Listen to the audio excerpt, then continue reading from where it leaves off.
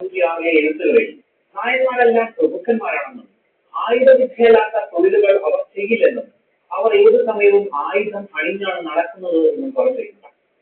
1500 കാലഘട്ടത്തിൽ കേരളത്തിൽ ഉണ്ടായിരുന്ന ഇറ്റാലിയൻ സഞ്ചാരിയായിരുന്ന വാസ്കോമയും അവരുടെ കുലീന പദവിയെയും രാഷ്ട്രത്തെയും ശൗര്യത്തെയും ഒക്കെ പറഞ്ഞു വരുന്നുണ്ട്.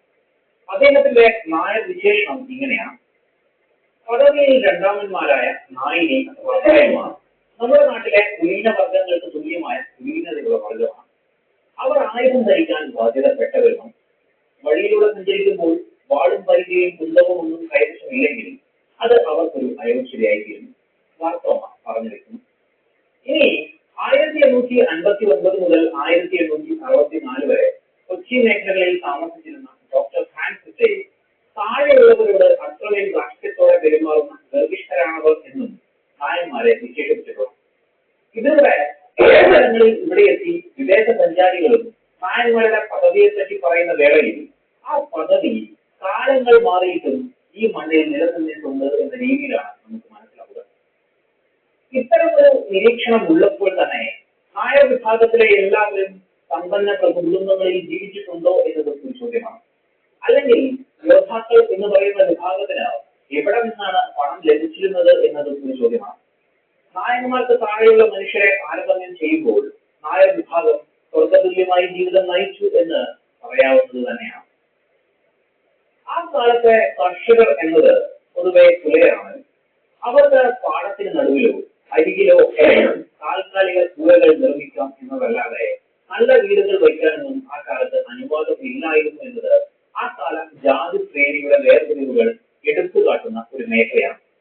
അത്രമേ ദുരിതം താഴ്ന്നവർക്ക് സൃഷ്ടിക്കപ്പെട്ടപ്പോൾ നായന്മാരുടെ വീടുകൾ ആ കാലത്ത് തെങ്ങോല കൊണ്ടും തെങ്ങിന്റെ തടി കൊണ്ടും സൃഷ്ടിക്കപ്പെട്ടതാണെന്ന് പറയുന്നത്. പൊതുവെ ദരിദ്രമായ ചെറു വീടുകൾ എന്ന രീതിയിലാണ് മിക്ക വിദേശ എഴുത്തുകാരും അതിനെ സൂചിപ്പിക്കുന്നത്. അതായത് കേരളത്തിലെ ഭരണമേഖലകളിൽ നിലകൊണ്ടിരുന്നതും ജനസംഖ്യയിൽ ശക്തിയുള്ളവരും സമൂഹത്തിൽ പ്രബലരുമായിരുന്ന നായന്മാർ താഴ്ന്ന ജാതികളുടെ കൂരകളേക്കാൾ മെച്ചപ്പെട്ടതെങ്കിലും വലിയ കുടിലുകളിൽ തന്നെയാണ് ജീവിച്ചിരുന്നത് എന്ന് ചരിത്രം പറയുന്നു. 1875 കൊച്ചി സെൻസസ് അനുസരിച്ച് ആ മേഖലയിലെ ആകെ വീടുകൾ 1,00,000-ലധികം എന്നിരിക്കെ 1500 വീടുകൾ മാത്രമായിരുന്നു ബോർഡ് നീഞ്ഞവയായി ഉണ്ടായിരുന്നത്. നമ്പൂതിരി ഇല്ലങ്ങളും ക്ഷത്രിയ കോവിലകങ്ങളും പട്ടർ ബ്രാഹ്മണ ഗ്രഹങ്ങളും ഉണ്ടെന്നിരിക്കെ എത്ര നായർ തറവാടുകൾ ധനാഢ്യതയിൽ ഉണ്ടായിരുന്നു എന്നത് വളരെ ചുരുക്കമായിരുന്നു എന്ന് ഉറപ്പിക്കാം. സ്വാഭാവികമായും വലിയൊരു ശതമാനം നായന്മാരും പ്രൗഢി ഉണ്ടെങ്കിലും ദരിദ്രമായ ജീവിതം തന്നെ നയിച്ചു എന്ന് കൂടി പറയാം. മറ്റു വിഭാഗങ്ങളെ താരതമ്യം ചെയ്തുകൊണ്ടല്ല ഈ നിരീക്ഷണം, പകരം നായർ സമുദായത്തിലെ തന്നെ നിരീക്ഷണം എന്ന നിലയിൽ വേണം നോക്കിക്കാണാൻ.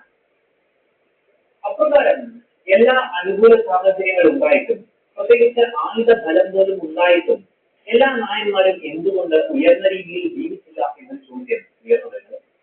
അതിന് കാരണം ആയുധധാരികളായി നടക്കുന്ന നായന്മാർ കൈത്തൊഴിലുകളും കച്ചവടവും വർദ്ധിച്ചിരുന്നു എന്നതാണ്. ആ കാലഘട്ടത്തിൽ ഇത്തരം തൊഴിലുകൾ പരീക്ഷിക്കുന്നത് ജാതി മഹിമയിൽ വലിയ അധപതനമായാണ് നായന്മാർ നോക്കിക്കടന്നത്. പാണക്കാരെന്ന നിലയിൽ കൈവശമുണ്ടായിരുന്ന ഭൂമി നേരിട്ട് കൃഷി ചെയ്യുന്ന പതിവും നായന്മാർക്ക് ഉണ്ടായിരുന്നില്ല. പകരം ഇടനിലക്കാരെന്ന നിലയിൽ ലഭിക്കുന്ന നെല്ലായിരുന്നു നായർ തറവാടിന്റെ വരുമാനം എന്ന ചരിത്രത്തിൽ കാണാം.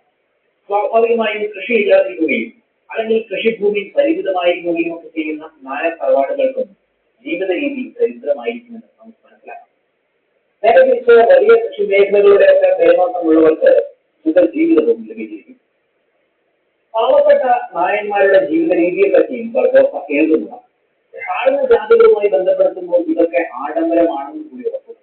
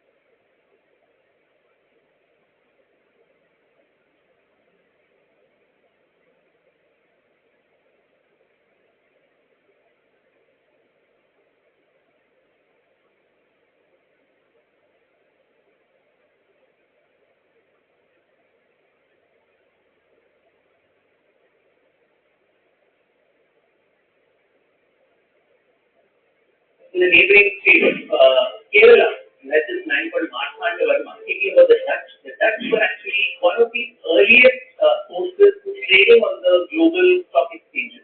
And it is said that the Dutch governor comes to the Travancore ruler's court and says, I'm planning to attack your kingdom. And Marthandavarma jokingly, replies to him that, oh, I see, even I'm actually planning to attack Europe, but my fishermen are a little busy right now making those machwas. And so one says that even I'm planning to go and attack Europe. So he gave that reply to the Dutch governor, who was very incensed. What followed was what is known as the Battle of Kolachal.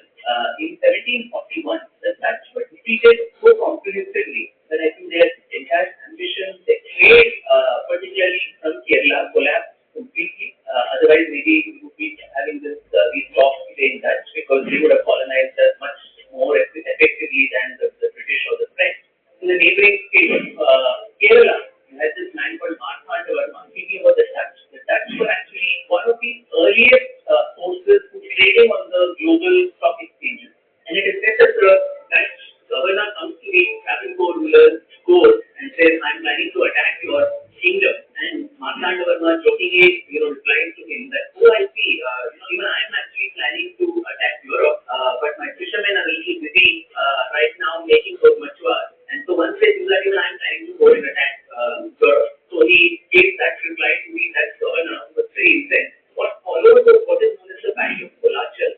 In 1741, the Dutch were defeated so comprehensively that I think their entire ambitions, their trade, particularly from Kerala, collapsed completely. Otherwise, maybe we would be having these talks today in Dutch, because they would have colonized us much more effectively than the British or the French.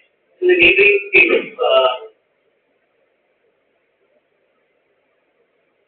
In the 18th century, the Dutch aimed to conquer India from the south, leading to conflicts with Marthandavarma's Travancore kingdom.